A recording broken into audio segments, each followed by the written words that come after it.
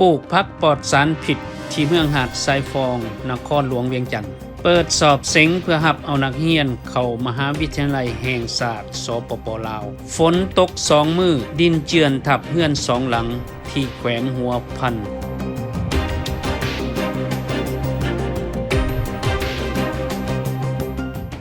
สบายดีท่านผู้ชม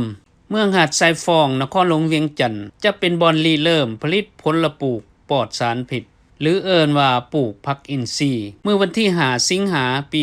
2019 ที่ผ่านมาท่านทองรุ่นศรีสุฤทธิ์นายกรัฐมนตรีสปป.ลาวพร้อมคณะได้ลงไปเยี่ยมยามเขตดังกล่าวท่านได้แนะนำชาวกสิกรให้ปลุกระดมปลูกผักปลอดสารพิษเพื่อส่งออกตลาดและให้จัดสรรตลาดเป็นเขตขายผลปลูกปลอดสารพิษท่านวงเดือนบุญญะแสงเจ้าเมืองหาดทรายฟองกล่าวว่าเมืองหาดทรายฟองรวมมี60บ้านพลเมืองมี 1,204 คนในนั้นเพศหญิง50,187 คนมีทางดินแดงเข้าบ้าน132เซนประชากรส่วนหลายประกอบอาชีพปลูกฝังเลี้ยงสัตว์มีเนื้อที่นาปี6,080 เฮกตาร์สามารถเก็บเกี่ยวได้ 4.49 ตันต่อ1เฮกตาร์นาแซง 4,010 เฮกตาร์สามารถเก็บเกี่ยวได้ 5.63 ตันต่อ1เฮกตาร์เนื้อที่ปลูกพืชผักฤดูแล้ง 2,110 เฮกตาร์ฤดูฝน 1,163 เฮกตาร์ในนั้นมีกลุ่มผลิตพืชผักอินทรีย์และกลุ่มผลิตพืชผักสะอาดส่วนกลุ่มพืชผักอินทรีย์มีอยู่ทรายฟองกลุ่มโคกทรายมีระบบชลประทาน16แห่งยังมีโครงการคู่กันน้ำท่วมยาว 32.2 กิโลเมตรเป็นคู่ดินแดงยาว 6 กิโลเมตรกว้าง 4 เมตรเมืองหาดทรายฟองเป็นเมืองที่ปฏิบัติได้หลายโครงการสำเร็จได้ดีนับทั้งชาวกสิกรปลูกข้าวและพืชพันธุ์ออกสู่ตลาดต่างๆ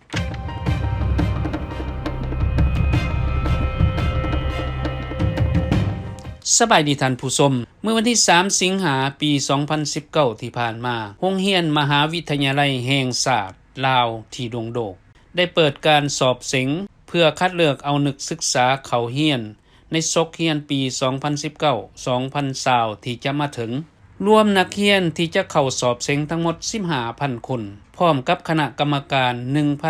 1,385 ท่านโรงเรียนมหาวิทยาลัยแห่งศาสตร์จะหับเอาผู้สอบเส็งผ่านในจำนวน 8,100 คนนับทั้งนักศึกษาที่ได้รับทุนแบ่งปันเขาเอิ้นว่านักศึกษาในแผนและนักศึกษาเป็นพนักงานมาเรียนต่อ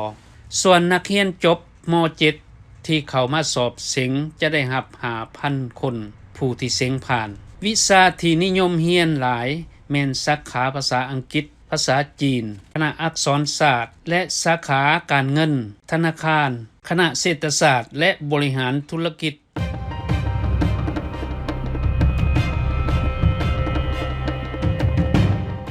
เนื่องจากฝนตกติดต่อกัน2มื้อในวันที่3เดือน8 2019 ที่ผ่านมาได้เฮ็ดให้ดินเจือนทับเอาเรือนประชาชน2หลังที่บ้านหินดำแขวงหัวพัน